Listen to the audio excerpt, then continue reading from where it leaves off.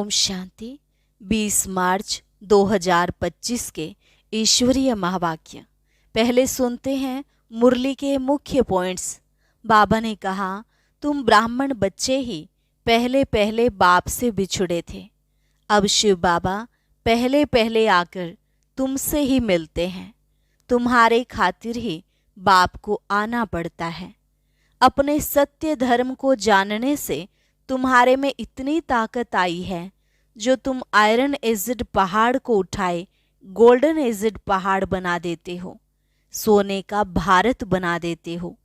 फिर बाबा ने कहा, मैं कल्प में एक ही बार नई दुनिया की स्थापना करने के लिए तुमको यह रूहानी पढ़ाई पढ़ाता हूँ, तो कितना अच्छी रीति पढ़ना चाहिए।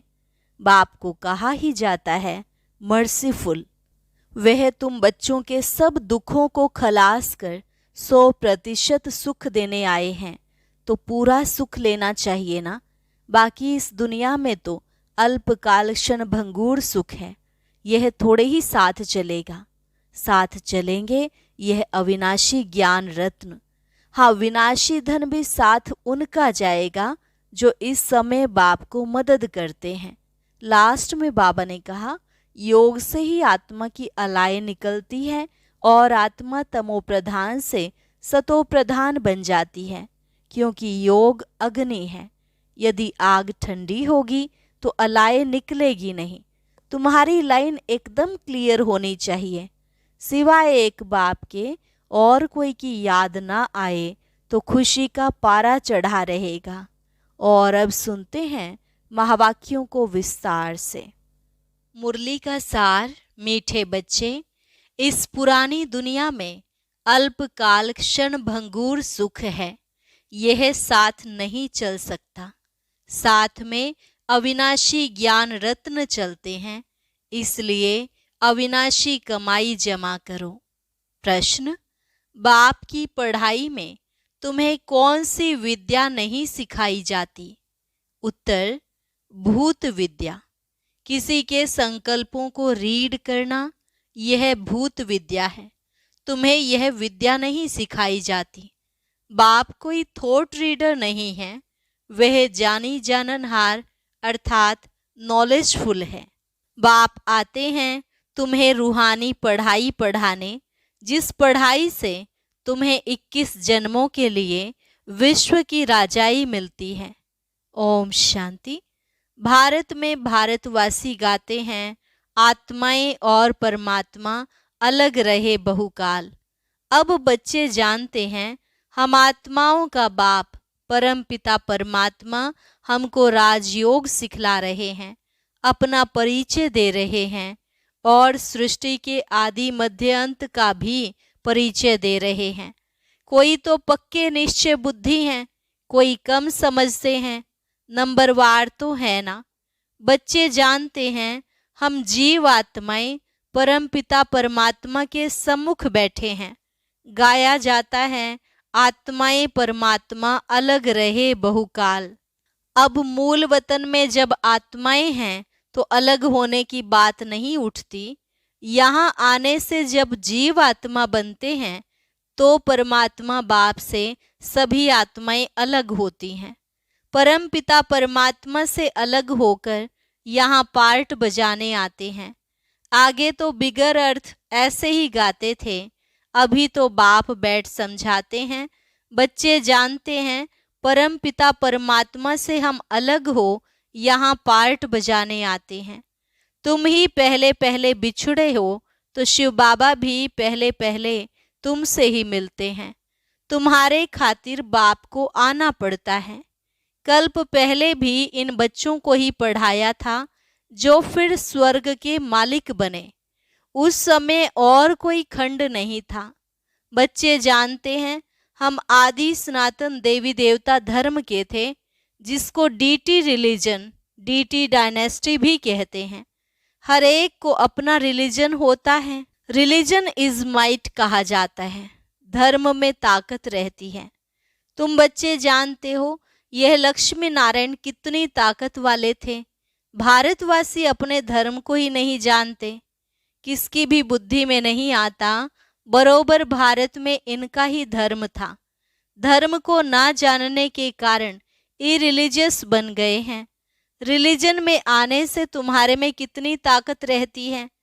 तुम आयरन एजिड पहाड़ को उठाए गोल्डन एजिड बना देते हो, भारत को सोने का पहाड़ बना देते हो। वहां तो खानियों में ढेर सोना भरा रहता है।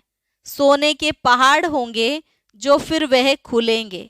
सोने को गलाकर उनकी ईंटें बनाई जाती हैं। मकान तो बड़ी ईंटों का ही बनाएंगे ना। माया मच्छंदर का खेल भी दिखाते हैं ना। वह सब हैं कहानियां। बाप कहते हैं इन सब का सार मैं तुमको सुनाता हूँ। दिखाते हैं ध्यान में देखा, हम झोली भरकर ले जाते हैं। ध्यान से नीचे उतरा तो कुछ नहीं रहा। जैसे तुम्हारा भी होता है। इसको कहा जाता है दिव्य दृष्टि। इसमें कुछ रखा नहीं है। नौधा भक्ति बहुत करते हैं, वह भक्त माला ही अलग होती है। यह ज्ञान माला अलग है। रुद्र माला और विष्णु की माला है ना, वह फिर है भक्ति की माला। अभी तुम पढ़ रहे हो राजाई के लिए। तुम्हारा बुद्धि योग है टीचर के साथ और राजाई के साथ। जैसे कॉलेज में पढ़ते हैं तो बुद्धि योग टीचर के साथ रहता है। बैरिस्टर खुद पढ़ाकर आप समान बनाते हैं। यह बाबा खुद तो बनते नहीं, यह वंडर है यहाँ। तुम्हारी यह है रूहानी पढ़ाई। तुम्हारा बुद्धि योग शिव बाबा के साथ है। उनको ही नॉलेजफुल ज्ञान का सागर कहा जाता है। जानी जाननहार का यह मतलब नहीं है कि वह सबके दिलों को बैठ जानेगा कि इनके अंदर क्या चल रहा है। वह जो थॉट रीडर होते हैं वो सब सुनाते हैं। उसको भूत विद्या कहा जाता है। यहाँ तो बाप पढ़ाते हैं मनुष्य से देवता बनाने। गायन भी है मनुष्य से देवता किए करत न लागी वार। अभी तुम बच्चे समझते हो हम अभी ब्राह्मण बने हैं, फिर दूसरे जन्म में देवता बनेंगे। आदि सनातन देवी देवता ही गाए जाते हैं। शास्त्रों में तो ढेर कहानियां लिख दी हैं। यह तो बाप डायरेक्ट बैठ पढ़ाते हैं। भगवानुवाच, भगवान ही ज्ञान का सागर, सुख का सागर, शांति का सागर है। तुम बच्चों को वर्षा देते हैं। यह पढ़ाई है तुम्हारी 21 जन्मों के लिए, तो कितना अच्छी रीति पढ़ना चाहिए। यह रूहानी पढ़ाई बाप एक ही बार आकर पढ़ाते हैं नई दुनिया की स्थापना करने लिए। नई दुनिया में इन देवी देवताओं का राज्य था। बाप कहते हैं मैं ब्रह्मा द्वारा आदि सनातन देवी देवता धर्म की स्थापना कर रहा हूँ। जब यह धर्म था तो और कोई धर्म नहीं थे, अभी और सब धर्म हैं। इसलिए त्रिमूर्ति पर भी तुम समझाते हो ब्रह्मा द्वारा स्थापना एक धर्म की। अभी वह धर्म है नहीं। गाते भी हैं मुझ निर्गुण हारे में कोई गुण नाही, आपे ही तरस परोई। हमारे में कोई गुण नहीं कहते तो बुद्धि गॉड फादर की तरफ ही जाती है। उनको ही मर्सीफुल कहा जाता है। बाप आते ही हैं बच्चों के सब दुखों को खलास कर 100% सुख देने। कितना रहम करते हैं। तुम समझते हो बाबा के पास हम आए हैं तो बाप से पूरा सुख लेना है। वह है ही सुख धाम, यह है दुख धाम। इस चक्र को भी अच्छी रीति समझना है। शांति धाम सुख धाम को याद करो तो अंतमति सो गति हो जाएगी। शांति धाम को याद करेंगे तो जरूर शरीर छोड़ना पड़े, तब आत्माएं शांति धाम में जाएंगी। एक बाप के सिवाय और कोई की याद ना आए। एकदम लाइन क्लियर चाहिए। एक बाप को याद करने से अंदर खुशी का पारा चढ़ता है। इस पुरानी दुनिया में तो अल्पकाल क्षण भंगुर सुख है, यह साथ नहीं चल सकता। साथ यह अविनाशी ज्ञान रत्न ही चलते हैं। यानी यह ज्ञान रत्नों की कमाई ही साथ चलती है जो फिर तुम 21 जन्म प्रारब्ध भोगेंगे। हाँ, विनाशी धन भी साथ उनका जाता है जो बाप को मदद करते हैं। बाबा हमारी भी कौड़ियां लें, वहां महल दे देना। बाप कौड़ियों के बदले कितने रत्न देते हैं। जैसे अमेरिकन लोग होते हैं, बहुत पैसे खर्च कर पुरानी पुरानी चीजें खरीद करते हैं। पुरानी चीज का मनुष्य बहुत दाम ले लेते हैं। अमेरिकन लोगों से पाई की चीज का 1000 ले लेंगे। बाबा भी कितना अच्छा ग्राहक है। भोलानाथ गाया हुआ है ना। मनुष्यों को यह भी पता नहीं है, वो तो शिव शंकर एक कह देते हैं। उनके लिए कहते भर दो झोली। अभी तुम बच्चे समझते हो, हमको ज्ञान रत्न मिलते हैं जिससे हमारी झोली भरती है। यह है बेहद का बाप। वह फिर शंकर के लिए कह देते और फिर दिखाते हैं धतूरा खाते थे, भांग पीते थे, क्या क्या बातें बैठ बनाई हैं। तुम बच्चे अभी सदगति के लिए पढ़ाई पढ़ रहे हो। यह पढ़ाई है ही बिल्कुल शांत में रहने की। यह बत्तियां आदि जो जलाते हैं, शो करते हैं, वह भी इसलिए कि मनुष्य आकर पूछें आप शिव जयंती इतनी क्यों मनाते हो। शिव ही भारत को धनवान बनाते हैं ना। इन लक्ष्मी नारायण को स्वर्ग का मालिक किसने बनाया, यह तुम जानते हो। यह लक्ष्मी नारायण आगे जन्म में कौन थे? यह आगे जन्म में जगत अम्बा ज्ञान ज्ञानेश्वरी थी, जो फिर राज राजेश्वरी बनती है। अब पद किसका बड़ा है? देखने में तो यह स्वर्ग के मालिक हैं। जगत अम्बा कहाँ की मालिक थी? इनके पास क्यों जाते हैं? ब्रह्मा को भी 100 भुजा वाला, 200 भुजा वाला, 1000 भुजा वाला दिखाते हैं ना। जितने बच्चे होते जाते हैं, भुजाएं बढ़ती जाती हैं। जगदम्बा को भी लक्ष्मी से जास्ती भुजाएं दी हैं। उनके पास ही आकर सब कुछ मांगते हैं, बहुत आशाएं ले जाते हैं, बच्चा चाहिए, यह चाहिए।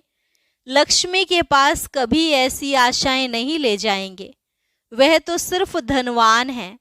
जगत अम्बा से तो स्वर्ग की बादशाही मिलती है, यह भी किसको पता नहीं। जगत अम्बा से क्या मांगना चाहिए? यह तो पढ़ाई है ना। जगत अम्बा क्या पढ़ाती है? राजयोग। इसको कहा ही जाता है बुद्धि योग। तुम्हारी और सब तरफ से बुद्धि निकल एक बाप से लग जाती है। बुद्धि तो अनेक तरफ भागती है ना। अब बाप कहते हैं मेरे साथ बुद्धि योग लगाओ, नहीं तो विकर्म विनाश नहीं होंगे। इसलिए बाबा फोटो निकालने की भी मना करते हैं। यह तो इनकी देह है ना। बाप खुद दलाल बन कहते हैं अभी तुम्हारा वह हथियाला कैंसिल है। काम चिता से उतर, अब ज्ञान चिता पर बैठो।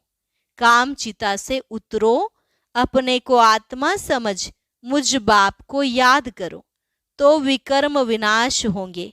और कोई मनुष्य ऐसे कह ना सके। मनुष्य को भगवान भी नहीं कहा जाता है। तुम बच्चे जानते हो, बाप ही पतित पावन है। वही आकर काम चिता से उतार ज्ञान चिता पर बिठाते हैं।